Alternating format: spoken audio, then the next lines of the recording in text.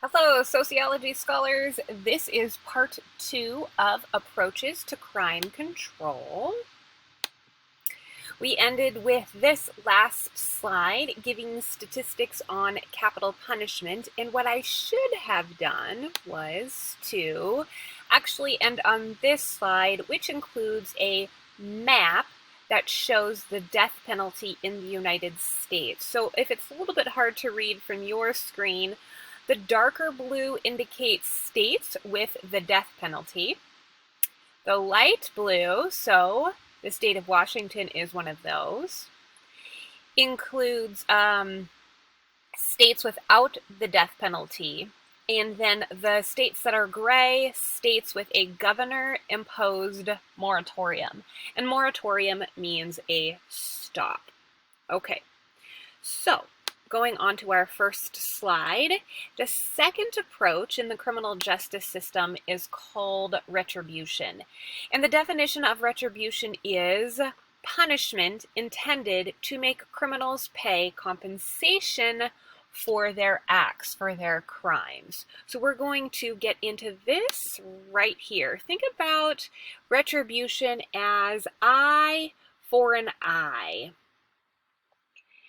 An eye for an eye is really an ancient sort of thing. It comes from Hammurabi's code, actually, if you can remember that from 6th grade social studies. But the idea that the criminal is going to experience the same thing that their victim did. So whatever it is that they did to their victim, they're going to experience the same thing. So for example, if a criminal steals money from a person or an organization, perhaps they have to pay it back. That is their punishment. How about vandalism? So if somebody vandalizes, they ruin a building, they put graffiti all over it, perhaps they even burn it, something like that, they have to restore or rebuild it. So maybe instead of going to jail for an X amount of years or an X amount of time, they not only have to serve their time, but they have to fix whatever it is that they vandalized. Okay, so those are examples of retribution, the idea of eye for an eye. Now, incarceration, so keeping criminals in prison, this is considered an act of retribution because the system, the criminal justice system, is taking away their freedoms, okay? So they're not able to live free lives, and that falls underneath the approach of retribution. So here's a picture just to reinforce that idea that if somebody vandalizes, say, a building, they then have to clean it up and restore it back to what it used to look like. Okay. Rehabilitation is our fourth approach to the criminal justice system, and the definition reads that it's a process of changing or reforming a criminal through socialization. Now, most prisons have programs aimed at giving prisoners both social and work skills. And I'm going to share with you a few examples of those programs that are supposed to help prisoners get back into society and try to lead normal lives, or in some cases, they actually give them skills that will be useful on the outside, so to speak, in the real world, not just inside a prison. So this note reads that it helps them to adjust to normal society after their release. And then this is a new term probably for most of you, and that is recidivism. So the definition of recidivism reads, it's a repetition of or return to criminal behavior. So when you see the term recidivism rates or you hear that term spoken, you're going to realize that what they're talking about is criminal reoffending. That's what it's talking about.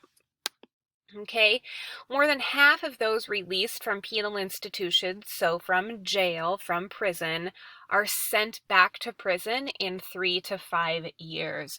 So what happens is sometimes they don't have the skills to live on the outside. They go back to their old lives, so to speak. They get in trouble again, and the cycle repeats itself.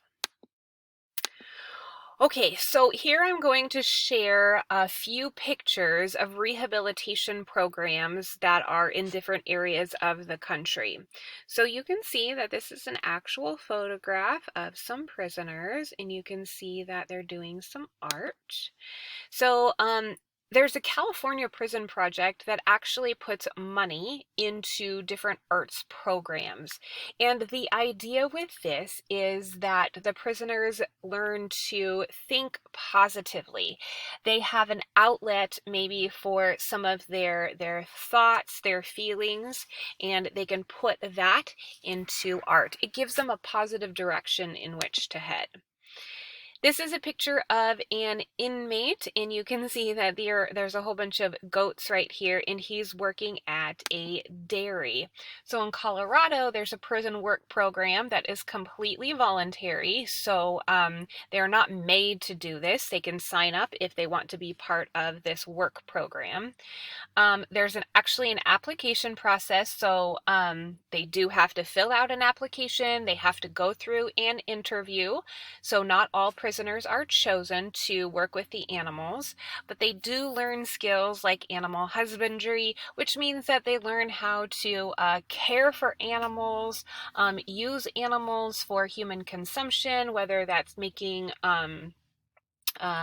cheese, milk, different dairy products, or using them for meat or fur or anything like that.